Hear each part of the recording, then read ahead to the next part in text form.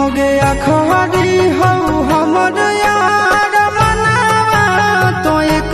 बेर बात कर लगे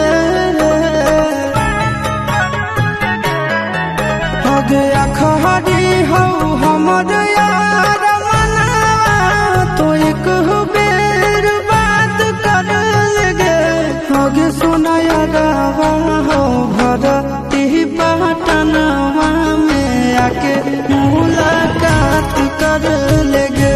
आगे सुनाया रावा हो भरती पटनवा में आके मुलाकात कर लेगे आगे चली जाइबौ छोड़ी के दुनिया